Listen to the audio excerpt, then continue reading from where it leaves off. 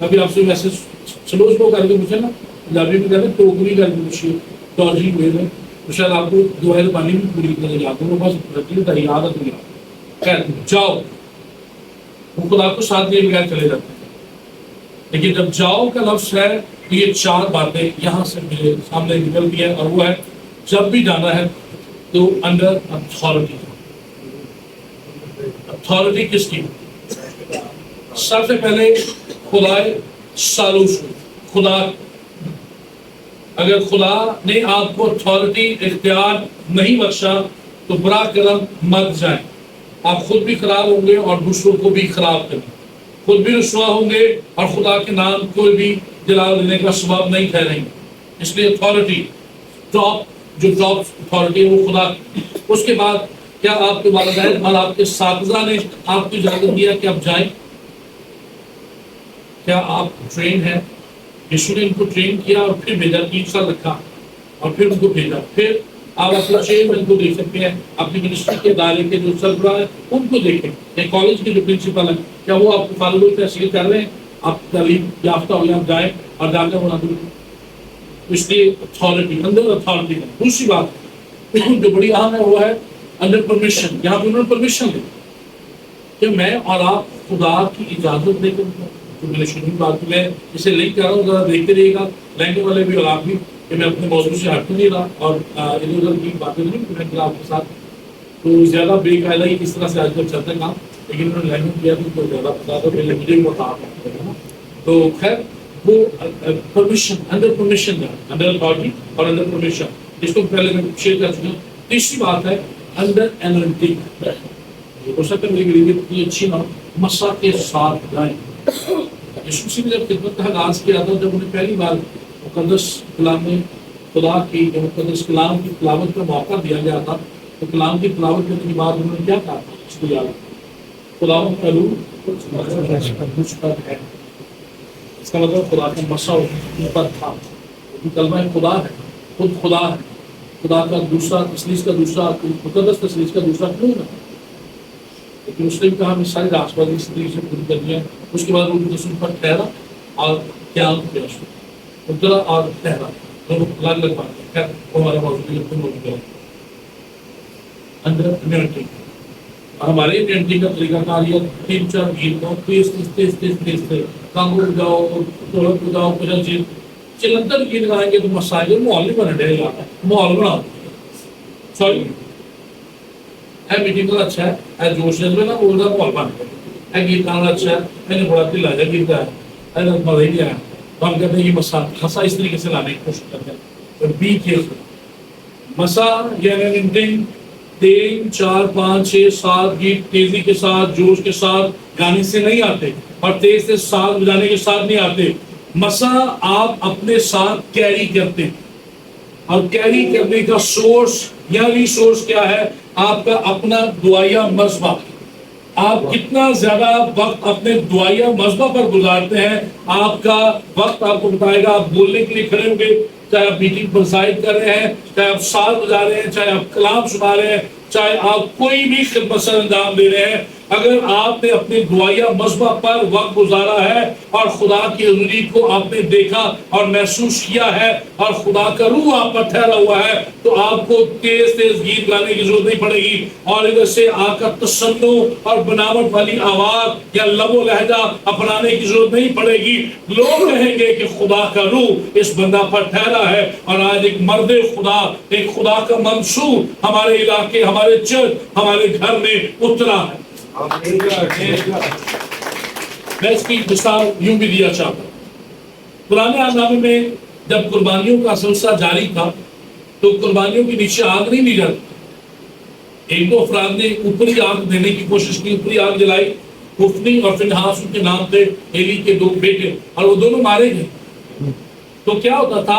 اوپری آگ نہیں دی جاتی تھی اور آگ جلائی نہیں جاتی تھی، تو کاہن یا سردار کاہن سال میں سب قوم کی، ساری قوم کے امام پر قربانی دیا کرتا تھا. اور باقی دیگر قربانیوں کے لیے تو کیا ہوتا تھا کہ وہ ساری رات، جس رات صبح انہیں قربانی دینی ہوتی تھی، وہ ساری رات جاگتا تھا اپنی خوابگاہ میں بھی نہیں جاتا تھا، اور کیا پتہ ہے اس وجہ سے کہ خوابگاہ میں گیا تو کہیں مجھ سے سوتے بیٹھتے یا خوابگاہ میں غلطی ناپاکی یا غلط کام نہ ہو جائے، تو خود بلند آواز سے دعائیں کیا کرتا تھا، کلام خدا کی تلاوت کیا کرتا تھا، اور پھر اپنے ساتھ لاویوں کو کاہنوں کو جو اس کے ساتھ ہوتے تھے ان کو کہتا ہے، ان کی فیلوشپ میں رہتا، انہیں کہتا بلند آواز سے تلاوت کرے تاکہ صبح جب میں خدا کے مندر پر جاؤں تو خدا کی پاکیزگی، خدا کی حضوری، خدا کا مسا مجھ پر ٹھہرا۔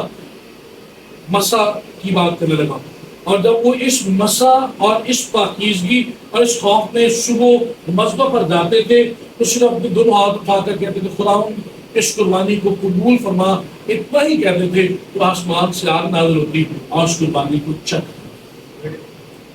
تھوڑا سا توقف کر کے اپنی ذات پر غور کیجیے، میں اپنے پر کہتا ہوں، آپ اپنے پر۔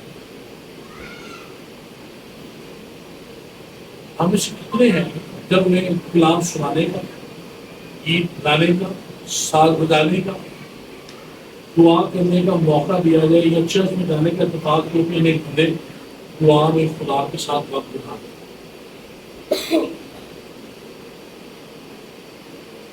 شاید پانی ہمیشہ اوپر کھلے رہے گا، پانی اوپر سے نیچے گرتا ہے، پھینگیں گے پھر نیچے آ جائے گا، اوپر سے نیچے گرتا ہے، اس کا مطلب ہے it has an ripple effect, ہر چیز کا افیکٹ ہوتا ہے، ریپل افیکٹ ہوتا ہے۔ میں جیسا ہوں میری کلیسیا بھی ویسی ہے، میں جیسا ہوں میرے اولاد میرے بچے بھی ویسے ہیں، جن کا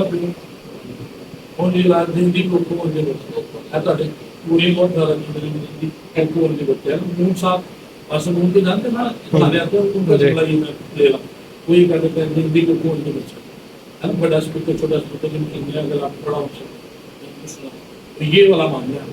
ہم خود صحیح نہیں ہیں، میں تو بتا رہا ہوں، میں انہوں نے مجھے پہلے نہیں پیچھے چلے گا، میں پہلے ان کے پیچھے چلے گا، جو ٹی وی چینل بلائے گا میں اس کے پیچھے بھاگ کر پھروں گا، وہی اپنی کلیسیا کے اپنی بھیڑوں کی پرواہ نہیں ہے، اور یہ قربانی اپنے استاد کی اجازت باتوں یہ انڈر اتھارٹی، انڈر پرمیشن، اور تیسری انڈر انرجی یا مسا کے ساتھ ہے۔ چوتھی بات ہے انڈر فیلوشپ۔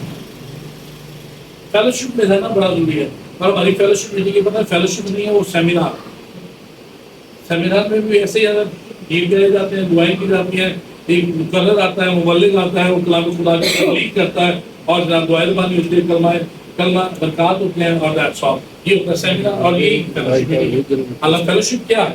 فیلوشپ دو الفاظ کے مطلب فیلو اینڈ شپ، کوئی نونیا، فیلو ساتھی، شپ بحری جہاز، مطلب اس کا یہ ہوا ایک ہی جہاز پہ جانے والے دو مسافر، ایک ہی سمت ایک ہی منزل کو جانے والے دو الگ الگ راہ اکٹھے ہوئے ہیں، ان کی منزل ایک ہے، وہ آپس میں گفتگو کر رہے ہیں۔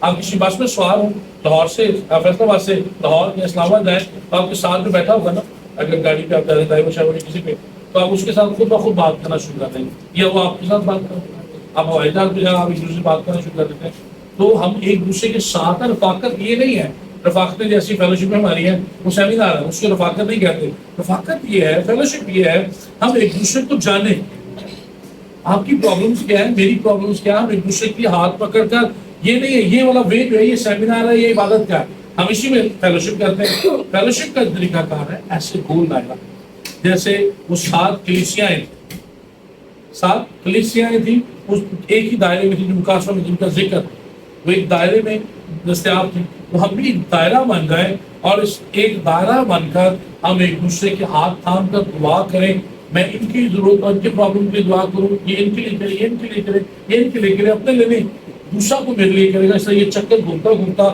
ہم ایک دوسرے کے لیے دعا کریں گے۔ جب ہماری آوازیں، ہماری صدائیں، ہماری التجائیں بلند ہوں گی تو آسمان کا خدا جو سمیع الدعا، جو دعاؤں کو سننے والا ہے، وہ آسمان کھولے گا اور ہماری ہر مشکل سے ہمیں نکال دے گا۔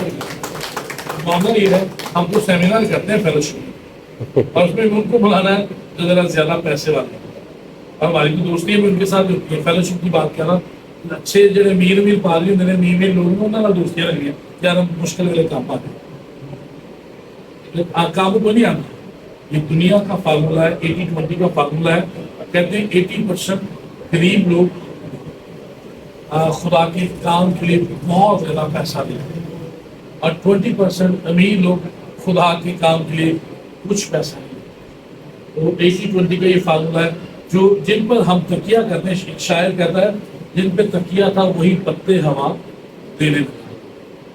تو جن پہ ہمارا بھروسہ یا تکیہ ہوتا ہے نا، تکیہ کا مطلب ہے ایمان، توکل، بھروسہ، جن پر ہمارا بھروسہ ہوتا ہے وہ ہماری مشکل کے وقت کام نہیں آتے۔ اب میں سے پوچھنا شروع کروں تو آپ کے پاس بڑی ایسی بات بے شمار باتیں اور جواب ہوں گے، ہاں جی واقعی ہم نے اس پہ بھروسہ کیا، اس پہ بھروسہ کیا، ہم اس نے ہمارے وقت پہ ضرورت پوری نہیں کی، کام نہیں آتی۔ یہ 4 چیزیں جاؤ میں، اور یہ پرمیشن ہے۔ اب ایک نے کہا مہربانی سے اپنے خادموں کے ساتھ چل، کتنے ہی بھلے، کتنے ہی پاکیزہ اور کتنے ہی روح سے معمور خدام وہ ہوں گے یا ایماندار ہوں گے جو خدا سے کہیں گے خدا آج میں فیصلہ آباد جا رہا ہوں، یا آج ہم یہاں پر آئیڈل کے سامنے ہم یہاں پر جیزس چرچ میں عبادت منعقد کرنا چاہ رہے ہیں، تو خدا تو ہمارے ساتھ چل، تیری حضوری ہمیں دستیاب رہے، تو ہر لمحہ ہماری رہنمائی کر، تو ہر لحظہ ہمیں سنبھال، تو میرے بولنے اور میرے بات چیت کرنے میں اے خدا تو مجھے لفظوں کی ترتیب اور بات کا مسا دینا۔ ہمیں سے زیادہ تر لوگ شاید یہ دعا نہیں کرتے، اور اگر کرتے بھی ہوں گے تو رسمی کرتے ہوں گے، ہم یہ نہیں کہتے خدا تو ہمارے ساتھ چل۔ اور اس کا سادہ سا ایک جواب میں یہ دے دیتا ہوں کہ میرے اور آپ کے پاس اگر بائبل مقدس نہیں ہے تو اس کا یہ بھی اعلانیہ دلیل اور اظہار ہے کہ ہم خدا پر توکل نہیں کرتے۔ موبائل بھول گئے، ہاں پتا چل جاتا پاوے کا گھنٹہ آگے چلے نا 2 کلومیٹر اگے چلے مڑ کے واپس آؤ گے، یا موبائل ہے کال ہی نہ آ جائے، دونوں سے پیسے نہ آ جائے، پیسے کی نمبر نہ آ جائے، ہے نا، ای میل نہ آ جائے، میں پیسے کرے میں موبائل کی میں پادریوں والی باتیں کر رہا ہوں، ایماندار والی باتیں نہیں کر رہا، ہمارے ٹائم نہیں لگے کبھی کبھی میرا بھی ایسا شام آدمی سو لگے کسی طرح کسی کے اندر نمبر ہی آ گیا، ویسے ہی نمبر آئے گا تو سوئے کرتے ہیں، پہلے ہم اس کو ساتھ میں رکھتے ہیں۔ کیا لکھا نہیں گھنٹہ کیجیے کہ پہلے چند آیات میں، ابتدائی آیات میں، کہ ابتدا میں کلام تھا، کلام خدا کے ساتھ تھا اور کلام ہی آئی پیڈ، یہ موبائل ہی آئی پیڈ، موبائل ہی کلام تھا، یہ لکھا کلام تھا۔ موبائل میں پڑھنے کے نقصانات یہ ہے، ایک تو آپ کی ایسا کو، دوسرا یہ ہوگا کہ آپ دیکھیں گے بائبل لیکن دھیان کی طور اور رہ جائیں گے۔ اب اس کئی لوگ اکثر اپنے میسج چیک کرنے کے لیے فون دکھاتے ہیں، لیکن وہ جیسے ہی بولتے ہیں تو ٹک ٹاک یا فیس بک کی ریل یا کوئی چیز آ جاتی ہے، تو جو آپ نے کام کرنے کے لیے فون پکڑا تو وہ کر نہیں پاتے اور دوسرے کاموں میں ہمارا وقت ہو جاتا ہے یا نہیں؟ اس لیے بائبل کو کو کہا جاتا ہے فزیکل آدمی، ابتدا میں کلام تھا، کلام خدا کے ساتھ، کلام ہی خدا تھا۔ اور اگر یہ بائبل مقدس خدا کا کلام ہے، یہ خدا ہے، اس تناظر میں بات کر رہا ہوں، تو پھر اس کو پکڑنا گویا خدا کا ہاتھ تھامنا، اسے گلے سے لگانا گویا خدا کو بغل گیر کرنا ہے، خدا سے بغل گیر ہونا ہے۔ تو میں اور آپ کو اعلانیہ طور پہ یہ بات کہہ چکے ہیں، یہ کہہ رہے ہیں کہ یہ رہا خدا اور یہ معذرت کے ساتھ وہ کہتے ہیں بات تو سچ ہے، بات مگر بات ہے شاید تھوڑا سا آپ بڑھتے ہیں وقت زیادہ نہیں۔ اس نے کہا میں چلوں گا، چلے ان کے ساتھ کیا جب لندن پر پہنچے تھے وہ لکڑی کاٹنے لگے، لیکن ایک ہی کلہاڑی کا لوہا جب وہ کڑی کاٹ رہے تھے تو دریا میں گر گیا، اور وہ بندہ نا بھائی آسد جو صاحب ہائے میرے مالک یہ تو مانگا ہوا، کیوں میں ابھی بتاتا ہوں، ہائے میرے مالک یہ تو مانگا ہوا، تو چلا اٹھا۔ اس کی پہلی وجہ تشریح ہے کہ اس وقت لوہے کی صنعت ابھی نئی نئی ایجاد ہوئی تھی، تو لوہا مہنگا تھا، جیسے آج کل موبائل بڑی مہنگی ہے نا، تو کوئی بھی نئی ٹیکنالوجی آتی ہے تو وہ مہنگی ہوتی ہے، تو لوہے کی صنعت ابھی مہنگی تھی، ان کے پاس وسائل نہیں تھے، پھر اوپر بھی ہم دیکھ لیں وہ قسم کشی کی حالت میں یا تنگ دستی کی حالت میں تھے، اس لیے ان کا اپنا نہیں تھا، یہ مانگا ہوا تھا۔ لیکن اس کی جو دوسری تشریح میں اب تک کرنا چاہتا ہوں وہ یہ ہے کہ یہ شخص ایماندار تھا۔ میں نے اس لیے 2 بڑے خادموں کے نام لے لیا آپ کے سامنے، بھائی آصف جاوید اور بھائی گیبریل، کہ یہ ان کی طرح تھا، یہ راست باز شخص تھا، اس سے فکر تھی کہ میں نے یہ چیز مانگی ہے اور مجھے یہ واپس کرنی ہے۔ زبور 37واں اس کی لکھا ہے شریر قرض لیتا ہے اور واپس نہیں کرتا۔ اچھا، بہت ساری باتوں میں سے ایک بات راست باز کو اور غیر راست باز کو میز کرتی ہے، علیحدہ کرتی ہے، اور وہ یہ ہے کہ راست باز قرض لیتا ہے اور واپس کرتا ہے، لیکن جو شریر ہے وہ قرض لیتا ہے اور واپس نہیں کرتا. پر ہم کسی کتاب چک کے لے گئے یار واپس کر لیں گے تو واپس نہیں کی تھی. میں نہیں کہہ رہا کہ ہمیں خدا آپ کو کس سال میں کھڑا کر رہا ہے. کسی پیسے ادھار لیے, قرض لیا, سود لیا, اگر آپ نے کسی کتاب لیے واپس نہیں کر رہے, چپ کر کے چوری کر لیا, پھر اس سال کہتے ہیں مقدس چوری ہوئی. میری لائبریری ایسے تو ایسے لائبریری میں نے 7,000 کتابیں ہم صرف 3,000 لائی ہیں جن آپ کو آدھا چپ کر کے لائے جاتے. ان کے کلاس والا میں ان کا نام نہیں ہوگا. ہمیں کہ جب اس نے کہا میں نے لی اس میں لی اور تو تھا بھی بولے تو اس طرح میں کہ ساتھ کیا چوری کر لیں گے لیکن ہاں مطلب چوری نہ کیا مقدس چوریاں کر لیتے ہیں لیکن مقدس چوری دوسری چوری چوری چوری. تو یہاں پر اس نے کہا ہے میرے مالک یہ تو مانگا ہوا تھا. اس کی ایک اور تشریح ہے اور وہ یہ ہے پہلی آیت اور اس کے ساتھ لنک اس کا. آج کل پراسپیرٹی گاسپل کا ہی بھرمار ہے. پراسپیرٹی فیچرز بہت ہیں. خوشحالی کے لیے علاج, آپ یسوع کو قبول کریں, یسوع آپ کی آنکھوں کے آنسو پوچھ دیا, پھر وہ معروف منہ صاحب کے جاتے ہیں, پھر وہ آپ جوش کے ساتھ معاف ہونا چاہیے. آج یہ کریں آپ کا یقین خدا آپ کو 10 گنا دے گا, آپ خدا کو قرضہ دے رہے ہیں, یہ کریں. آیا آپ بائبل کو رکھیں غلط نہیں ہے. اچھا بدعت اور اصل انجیل میں فرق کیا ہے؟ بدعت 98% انجیل ہوتی ہے اور 2% اس میں غلط بات ہوتی ہے. انجیل کے لفافے میں لپیٹ کر وہ گولی دی جاتی ہے جو ہم ویسے کھا نہیں سکتے تو اس کو لپیٹ کے دی جاتی ہے. آج کل کورین فضائے پاکستان والے اچھے ہیں لیکن بہت سارے کورین ایسا کام کر رہے ہیں. ان سے بچیے گا لیکن ہم پیسے کوریا جانے کے چکر میں ادھر لگے ہوئے رہتے ہیں تو یہ بھی سلسلہ رہتا ہے. اس کا یہ تھا کہ یہ بھی پریشانی کے عالم ہے. اب مرد خدا ان کے ساتھ ہے, خدا ان کے ساتھ ہے, خدا ان کے ساتھ ہے, under permission, under authority, under entering اور انڈر فیلوشپ, سارا کچھ ہے لیکن پھر بھی مسائل ہیں. یاد رکھیے گا تسلیمیوں کے خط میں فاروق شکر فرماتے ہیں کہ ہم انہی مصیبتوں کے لیے پیدا کیے گئے. یہ مصیبتیں ہم سے جدا نہیں ہو سکتی. جب میں نے اور آپ نے یسوع مسیح کو اپنا نجات دہندہ اور خداوند اور اپنی زندگی کا مالک قبول کر لیا ہے تو سمجھ لیں ہم نے ہماری روحانی جنگ کا آغاز ہو گیا, جسے انگریز اسپرچل وارفیئر کہتے ہیں. اس دن ساری ابلیسی قوتیں اور دنیوی قوتیں ہمارے خلاف برسر پیکار ہو جاتی ہیں اور صرف ہمارے ساتھ لشکروں کا رب یہوہ پاک خدا, اس کا بیٹا یسوع مسیح اور روح القدس ہمارے ساتھ ہوتا ہے. اور وہ سارے مل کر بھی خدا کے فضل سے خدا کے بیٹے یا بیٹی یا خدا کے خادم یا خادمہ کو ہرا نہیں سکتے. وقتی طور پر گھبرا دیتے ہیں, یہ آندیاں یہ ظلمتیں سب روکیں گی تجھے بڑھنے سے, دکھ سہتا جا, مسکراتا جا اور گاتا جا اور خدا کے کام کو پھیلاتا جا. یہ اسکل سوشل کا گیت ہے, اسے میں کوٹ کر رہا ہوں, بڑا پرانا ہے. تو ہمیں یہ آئیں گی, پریشان کریں گی. اور پنجابی میں سوری انگریزی کی کہاوت ہے, وہ کہتے ہیں problems never comes alone, it always comes in a series. انگریزی جب آپ اردو کا ترجمہ سنیں گا, مصیبتیں کبھی بھی اکیلے نہیں آتی, یہ اپنے ساتھ جملے وفیر لے کر آتی ہیں.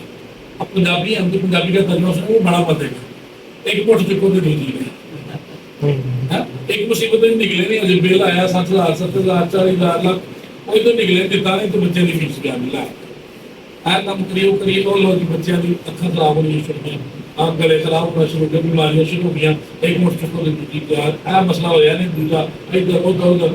ایمانداروں کی زندگیوں میں مصیبتیں آئیں گی لیکن وہ دیر پا نہیں ہوں گی, وہ زیادہ دیر آپ کے سامنے کھڑی نہیں رہ سکیں گی. اگر میں اور آپ انڈر اتھارٹی ہے, اگر میں اور آپ انڈر انینٹنگ ہے, اگر میں پرمیشن لے کر جا رہا ہوں اور اگر میں فیلوشپ میں مقدسوں کی رفاقت میں رہ رہا ہوں تو یہ مصیبتیں میرے سامنے زیادہ دیر کھڑی نہیں رہ پائیں گی. یہ مجھے گھبرائیں گی نہیں, یہ مجھے مایوس نہیں کریں گی, یہ مجھے ڈپریشن کا شکار نہیں کریں گی, یہ میری نیندیں حرام نہیں کریں گی, یہ میرا سکون برباد نہیں کرے گی. لیکن ہم میں سے زیادہ تر خدام اور ایماندار صبح ان کا آغاز لڑائی سے ہوتا ہے اور رات کا اختتام بھی ان کا لڑائی اور جھگڑوں سے ہوتا ہے. ہمارے گھر میں ہر وقت چک چک مچی رہتی ہے، لڑائی جھگڑا بحث و تکرار ہوتی رہتی ہے، ہمارے ازدواج میں پرابلم ہے، ہماری اولاد ہمارے نافرمان ہے، اور ہم جتنا زیادہ انہیں کنٹرول کرنے کی کوشش کرتے ہیں اتنا ہی زیادہ وہ ہمارے ہاتھ سے نکلتے چلے جاتے ہیں. بالکل اسی طرح جیسے اپنے خشک ہاتھ میں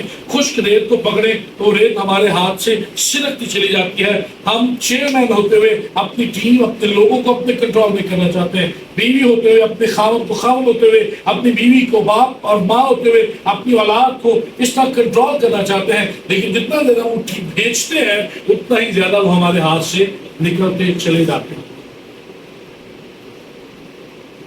یاد رکھیے خدا ہمیں ان مشکلوں میں سے گزرنے دیتا ہے، ہمارے ایمان کو تقویت دیتا ہے. یسوع مسیح کی زندگی پیدائش سے زندہ آسمان پر اٹھائے جانے تک دشواریوں، مصیبتوں، پریشانیوں، مایوسیوں سے بھری ہوئی. میرے اور آپ کے ساتھی آپ کو چھوڑ جاتے ہیں، یسوع کے شاگرد اسے چھوڑ دیں. ہم جن کے پاؤں کے نیچے ہاتھ رکھ کر انہیں ترقی کے زینے چڑھاتے ہیں، جب ہماری باری آتی ہے تو وہی ہماری تعلیم. غلط کون تو رک سکتے. ہم جن کی اپنی محبتیں نشاور کرتے ہیں، جنہیں اپنا وقت دیتے ہیں، ایک بار ہمارے کو سب کو چھوڑ کر اس کے پیچھے ہو لیتا ہے. نہیں یار یہ ہمارا دوست ہے، یہ ہماری بہن ہے، یہ ہمارا بھائی ہے. جب ہمیں ضرورت پڑتی ہے وہ ہمارے لیے وقت نہیں نکال پاتے، اور 1000 ایکسکیوز، 1000 عذر بہانے ان کے پاس. اس لیے ان مصیبتوں سے ہمیں گھبرانے کی ضرورت نہیں ہے، صرف اسے پکاریے جو اس کو حل کر سکتا ہے. ہائے میرے مالک یہ تو ابھی تک میں نے سطحی باتیں کی اور جنرلی باتیں کی. اب جو وہ پوائنٹ ہے میں آپ کو کرنا چاہتا ہوں. میرا ماننا ہے کہ اگلا جو حصہ ہے وہ ایلیگوریکل ہے، اس طرح کی ہو. میرا ماننا ہے یہ جو کلہاڑا ہے یہ میری اور آپ کی انسان کی نہیں. بائبل میں جب دریا یا سمندر کی بات ہوگی تو اسے دنیا سفر کیا جائے. آئیے دیکھیں کس طرح، اور میں حوالہ جات سے کوشش کروں گا ثابت کروں تاکہ آپ کو یہ نہ لگے کہ میں اسے اپنی اختراع، یہ میری ذہنی اختراع ہے، اپنی ایجاد ہے، ایسا نہیں ہے. اگر دیکھتے ہیں لوہا کلہاڑا، یہ اگر انسان ہے تو کس طرح ہے. اگر میں سب آپ حوالہ نکال لیں زبور 18 اپنی سالو میں اہتمام دیکھیے گا. آپ اسے کوئی جلدی نکال لیں، پڑھ لیں موبائل میں سے زبور 18 سالو میں آئے. اس نے اوپر سے ہاتھ بڑھا کر مجھے تھام لیا اور مجھے بہت پانی میں سے کھینچ کر باہر نکالا. لیکن اس کا سرنامہ ذرا پڑھیے، کس کا یہ ضبور؟ سرنامے سے مراد ہے آپ سارے اسٹوڈنٹ بھی ہیں اور پاسبان بھی یہاں پر. مجھے بتائیے داؤد کبھی دریا میں سمندر میں گرا؟ یہ جو کتاب ہے نا یہ آرکیولوجیکل اسٹڈی ہے.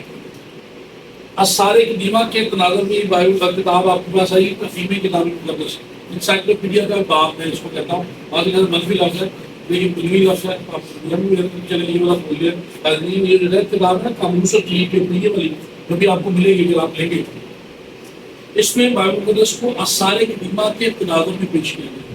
بائبل مقدس کی جب بھی تشریح کریں اخلاقی طور پر کریں، بائبل کے طور پر جسے ببلیکل تشریح کرتے ہیں، پھر کی ایگزیجیٹیکل اس طرح میں کر رہا ہوں آیت پر آیت لفظ پر لفظ، پھر اس کی ایکسپوزیشن ہوتی ہے وہ بھی غلط اسی طریقے سے ہوتی ہے، اور پھر اس کی آرکیولوجیکل ہوتی ہے، پھر ہسٹوریکل اس کی انٹرپریٹیشن ہوتی ہے. اور بھی بہت سارے طریقے ہیں لیکن یہ بنیادی جو طریقے ہیں میں نے آپ کو کوشش کی ہے اس میں آپ کو یہ چیزیں ملیں گی. تو یہاں پر آپ تاریخی کتابیں پڑھ لیں، آثار قدیمہ بھی پڑھ لیں یا بائبل مقدس پڑھ لیں، یہودی تالمود اور مشنا بھی آپ دستیاب ہے آپ وہ بھی پڑھ لیں. آپ کو کسی جگہ نہیں ملے گا کہ داؤد کبھی دریا یا سمندر میں گرا خدا کو گہرے پانی میں سے کھینچ کر باہر نکالا. نہیں. ایک اور والا زبور 144واں 7 ہے. دو گواہوں کی بات تو سچی ہوتی ہے نا، دو گواہیاں نہیں ہوتی ہیں پرانے عہد نامے سے.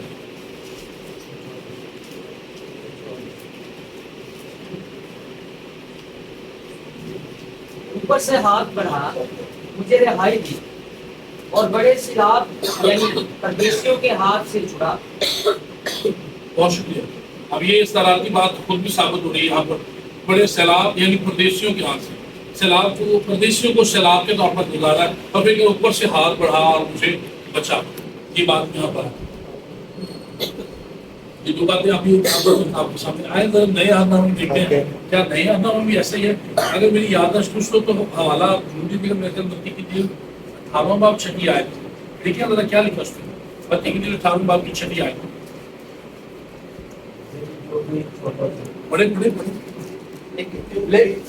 जी वैसे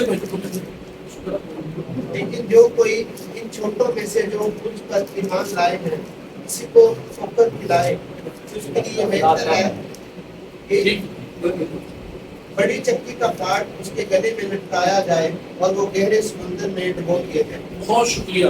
अब जो कोई किसी को ठोकर खिलाता है, जो किसी को मुतनफिर करता है खुदा के कलाम से, खुदा की बातों से या खुदा से, ये हबीस ताराती अल्फाज इस्तेमाल हुए और मुकाशरा किताब तो फुल एलिगोरिकल स्टडीज है ना, और वहाँ पे एलिगोरिकली बहुत सारी मिसालें दी है, इस ताराती या तशबीहात वहाँ पर बहुत सारी कसरत के साथ इस्तेमाल की है। तो यहाँ पर भी यही है कि एक बड़ी चक्की का पार्ट डालकर उसे गहरे समुद्र में फेंक दिया। इसका मतलब लिटरली ये नहीं है कि बड़ी चक्की लाई जाए, उसका पार्ट गले में डाला जाए और छोड़ दो समुद्र को।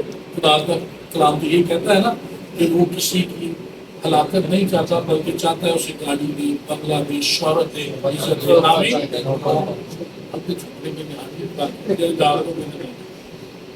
क्या कहता है वो किसी की लाकत नहीं। इसका मतलब खुदा हलाकत नहीं चाह रहा, ये इस्तादाती बात है।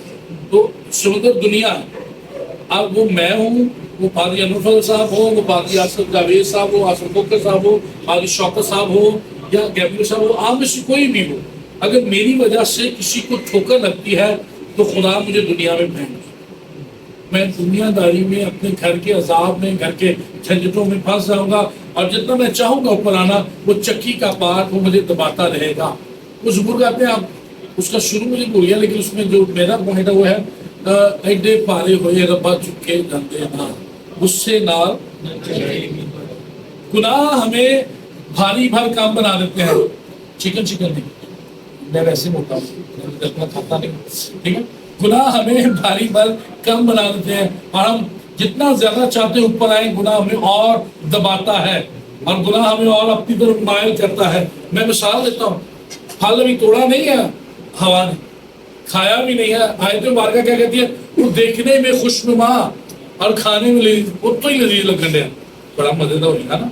तो वो मजे वाला गुनाह जो हमें अपनी तरफ मायल कर लेता है और हमें और भारी से भारी बनाता चला जाता है। तो ये इंसान की अलामत है और हमें खुदा ने ज़मीन में या दुनिया में महव होने के लिए नहीं बनाया, हमें दुनिया पर गालिब आने के लिए खुदा ने। हमारा ईमान है जिसे हम दुनिया पर गलबा पाते हैं, फल शुशुली फरमाते हैं। पहली बरकत भी आदम और हव्वा की फलो पढ़ो और ज़मीन में असाइलम ले लो, मामूरन हुकुम कर, तो यही करना है, ज़मीन को मामूर महकूम करो, है ना, इख्तियार रखना, तलबा पाना है, मामूर और महकूम करना है। तो खुदा पहले पैदाइश में आएगा, पहले बाप बच्चा नया वैसे सुन ले, खुदा की रूह पानी की सतह पर जुम्बिश करती, ठीक है ना। इसकी बहुत सारी बातें हैं, हैचिंग करना और बहुत तफसीलात हैं, लेकिन मैं सिर्फ इस वाले से इसको मुख्तसर इसका इसको उठा दे रहा हूँ यहाँ से। खुदा की रूह पानी की सतह पर जुम्बिश करती है। थोड़ा सा आगे है, एक शख्स हमें मिलता है जिसका नाम पतरस है। यीशु मसीह आधी रात को झील पर पानी पर चलते आ रहे हैं, सारे देखकर घबरा गए, कोई बला है या कोई है या वो है। पतरस कहता है अगर खुदा तू है तो मुझे भी इजाजत दे कि मैं भी पानी पर चलूं। चला थोड़ी देर के लिए और थोड़ी देर बाद वो गिर गया, डूबने लगा। तो बाइबल मुकद्दस की सबसे छोटी दुआ है, 4 अल्फाज में होती है, ऐ खुदा मुझे बचा। यानी लंबी लंबी दुआएं ना भी करें। खुदा यीशु ने कहा था ये तो दूसरे कौमें में करती हैं, तुम्हारा बाप तो पहले ही तुम्हारे मांगने से जानता है ना। मैंने शुरू में भी बात की थी, हमारी दुआएं स्टोर के लिए हम पूरी पॉइंट खुदा से मांगते हैं तो जवाब मिलेगा और वो सभी दुआ है। खुदा ने दुआओं के सुनने वाले सब बशर तेरे पास आएंगे। तो वो दुआ छोटी सी है और खुदा ने ऊपर से हाथ बढ़ाकर जल्दी से गहरे पानी से खींच कर बाहर निकाला है। मेरा मानना है खुदा ने हमें दुनिया में डूबने के लिए नहीं पैदा किया, दुनिया में शामिल होने के लिए नहीं पैदा किया। खुदा ने दुनिया पर चलने के लिए पैदा किया है। जिस तरह वो पानी की सतह पर जुम्बिश करता था, वो चाहता है कि हम भी दुनिया पर हुक्मरानी करें और खुदा के नायब होकर खुदा के इमा पर on the behalf of the God we may proclaim the gospel, we may proclaim the good news। हम उसकी इंजील की बशारत दें, खुशखबरी को आम कर اور خادموں پر اور خادماؤں پر یا خادموں کی بیگمات پر اعتراضات. وہ جی وہاں پارلر پر جاتے ہیں، ان کے کپڑے اتنے اونچے اتنے نیچے، ایسے ویسے، یہ اسٹائل وہ اسٹائل لگاتے ہیں، آگے کریک ڈاؤن سچ کروا سچ، اور اس طرح کی بہت ساری پوسٹیں. اور ایک بندہ جو خود بنا لیا یہاں سے فراڈ کر کے نکلا ہوا، وہ بھی آج کل جی کے نام سے یوٹیوب چینل چلاتا ہے، اس کا نام ریز روشن ہے، اور ہر بادی کے خلاف بڑا کڑوا بات ابھرتا رہتا ہے، بولتا رہتا ہے. ہم جب دوسروں کو متنفر کرتے ہیں پھر ہم دنیا پر سرفراز میں رہتے ہیں، ہم دنیا کے نام کی طرف میں جاتے ہیں. خیر اب یہ کیا کام ہے، لاسٹ باتیں رہ گئی، اس کے بعد ہم اس کو چھوڑنا اور آگے دیکھنا ہے. یہ تو حل ہو گیا کہ یہ کلہاڑا لوہا انسان کی نمائندگی کا. اب یہاں پر جو چھڑی کاٹی، یہ دیکھیں برتن خدا نے کہا وہ کس جگہ گرا، آگے لکھا ہے اسے وہ جگہ دکھائی، تب اس نے چھڑی کاٹ کر اس جگہ ڈال دی اور لوہا تیرنے لگا. اب جب وہ چلایا ہے تو اس کی تشریح ممکنہ یہ بھی ہے کہ وہ دریا گہرا ہوگا، وغیرہ وہ ڈبکی لگاتا اور جلدی سے اس میں سے کلہاڑے کو نکال لیتا. اب بہت گہرا ہے اس لیے اس ڈبکی نہیں لگا رہا. اور دوسری بات یہ ہے کہ وہاں پر مقناطیس کو اتنا بڑھا دیتا کہ لوہے کی صنعت ابھی ایجاد ہوئی ہے تو مقناطیس کا تو وجود بھی نہیں، تو there was no magnet over there. تو مقناطیس بھی نہیں ہے تو لکڑی میں مقناطیس نہیں ہے، لکڑی وہاں پہ رکھتا اور نکال لیتا. اب اس کہانی کو میں یہاں پر رکھ کے ایک اور کہانی آپ کے سامنے رکھنا چاہتا ہوں اور بتانا چاہتا ہوں کہ ہم ایمانداروں سے یا ہم خدام سے دنیا والے یا شریر لوگ کتنے سوچنے سمجھنے میں تیز ہیں. انہوں نے جب اس واقعے کو پڑھا ہوگا انہوں نے اس میں سے کہانی نکالی اور کہانی نکال کر ہمیں بدھو بنا دیا.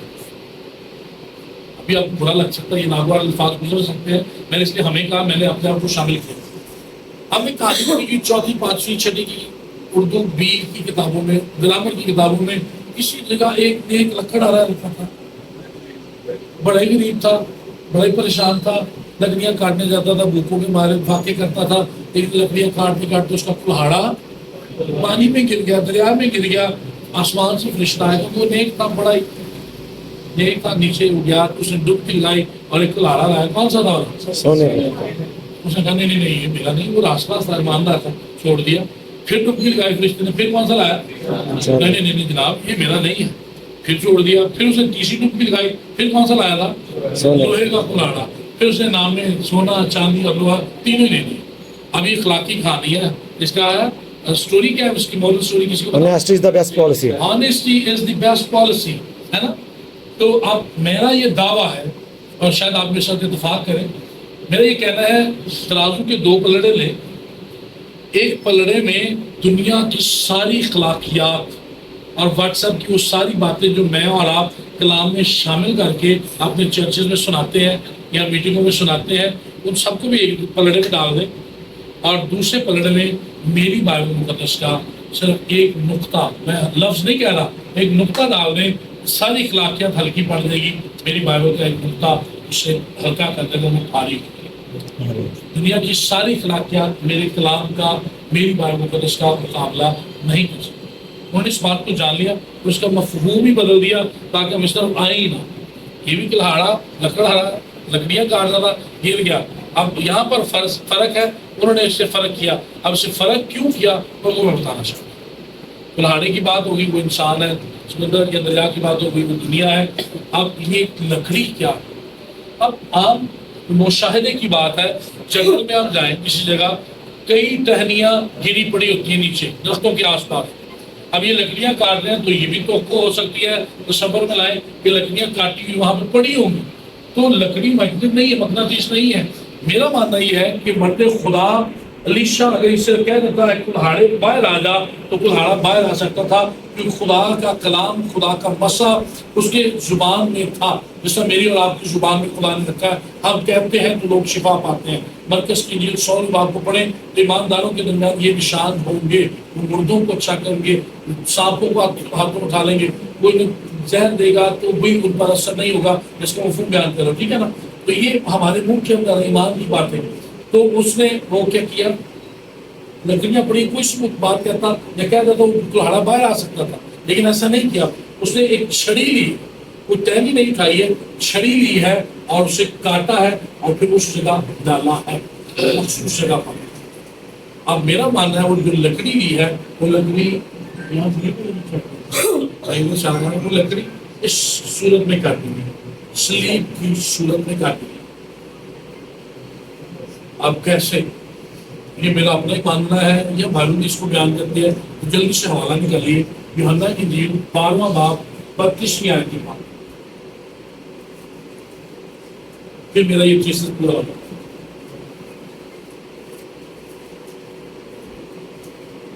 دیکھیے کوئی پڑھ دی یوحنا کی انجیل 12واں باب 32ویں آیت کی بات ہے۔ اور میں اگر زمین سے اونچے پر چڑھایا جاؤں گا تو سب کو اپنے پاس کھینچوں گا۔ آمین۔ اگر میں زمین سے اونچے پر چڑھایا جاؤں گا تو سب کو اپنے پاس کلہاڑا میری اور آپ کی علامت ہے، انسان کی علامت ہے، پانی، دریا، سمندر، دنیا کی علامت ہے، اور یسوع مسیح صلیب پر اونچے پر چڑھایا گیا تھا تو کلام خدا یہ کہتا ہے صلیب کا پیغام ہلاک ہونے والوں کے نزدیک تو بے وقوفی ہے، مگر ہم نجات پانے والا نجات پانے والوں کے نزدیک یہ خدا کی بڑی قدرت ہے۔ اور میں نے کہا وہ کہہ دیتا تو خدا کی قدرت اس کے لبوں سے زبان سے جاری ہوتی اور کلہاڑے کو نیچے سے لے آتی، لیکن یہ صلیب کی قدرت ہے جسے اس نے یہاں چھری کی صورت میں کاٹا ہے اور اس جگہ رکھا ہے، اور وہ کلہاڑا پہنے کی اس دریا کی تہہ سے نکل کر اوپر آ گیا ہے اور وہ تیرنے لگا۔ میں اور آپ اپنے اعمال سے، اپنی نیکیوں سے، اپنی این جی او سے، اپنے ڈونیشن سے، اپنے اچھے اچھے کاموں سے ہم نجات نہیں پا سکتے۔ دنیا میں نجات دینے کا ایک ہی ذریعہ ہے، ایک ہی راستہ ہے، اور ایک ہی ہستی ہے، اور ایک ہی نام ہے، اور اس کا نام ہے خداوند یسوع مسیح ناصری۔ اس کے بغیر کوئی ہمیں دنیا سے ممتاز نہیں کر سکتا۔ اس نے مجھ جیسے، آپ جیسے نکموں کو، حقیروں کو، بے وقوفوں کو لیا ہے، گھورے سے اٹھایا ہے اور اپنے ساتھ تخت پر بٹھا دیا ہے۔ اور کلام خدا یوحنا کی انجیل اس کے پہلے باب کی 29ویں آیت میں کہتا ہے دیکھو یہ خدا کا بندہ ہے جو دنیا کا گناہ اٹھا لے جاتا ہے۔ وہ گناہ جو مجھے اور آپ کو بھاری کر دیتا ہے اسے خدا نے اپنے اوپر اٹھا لیا، ہمارا کفارہ دے دیا، اور اب میں اور آپ خدا میں مفت میں راس باز ہیں، مفت میں نجات پا چکے ہیں، اور اب ہم خدا کے فرزند بن چکے ہیں، ہم خدا کے بیٹے اور ہم خدا کی بیٹیاں ہیں۔ لیکن بات یہاں ختم نہیں ہوتی۔ ہمیں سے زیادہ تر لوگ اگر کوئی پیرابل لیں گے، شفا کی بات لیں گے تو شفا پر ان کا زور ہوگا۔ میں ایک مشنری ہوں، میں غیر قوموں میں منادی کرنا پسند کرتا ہوں اور کرتا ہوں، تو یہاں پر میں آپ کو اس کے بغیر آپ کو چھوڑنے والا نہیں۔ آخری آیت میں لکھا ہے، پھر اس نے کہا اپنے لیے اٹھا لے، سو اس نے ہاتھ بڑھا کر اسے اٹھا لیا۔ چاہتا تو علیشا خود اٹھا سکتا، لیکن اس نے کہا نہیں نہیں نہیں، تیرے ہاتھ سے گرا ہے، تو ہی اٹھا ہوا۔ جو شخص آپ سے متنفر ہوا ہے، جس کو آپ سے ٹھوکر لگی ہے، جس کا گناہ آپ نے کیا ہے، اس سے معافی بھی آپ نے مانگی۔ پہلی تشریح، مرد خدا کو ضرورت نہیں ہے، نہ ان پاسبانوں کو ضرورت ہے، پہلے آپ جائیں اس سے معافی مانگے۔ وہ آپ کی والدہ ہے، وہ آپ کے والد ہیں، آپ کی بیگم ہے پہلی، دوسری، تیسری، یا ویسی بیگم بنی ہوئی ہے، سٹپنی بنی ہوئی ہے، اس سے بھی۔ آپ کے دوست ہیں، آپ کے ساتھی ہیں، اس سے آپ معافی مانگیں۔ پیغام تو دیتے ہیں، خدا نے کہا ان کو معاف کر، تو یہ نہیں جانتے کہ یہ کیا کرتے ہیں، ہے نا؟ تو آج معافی مانگنے کی اور دینے کی ضرورت ہے۔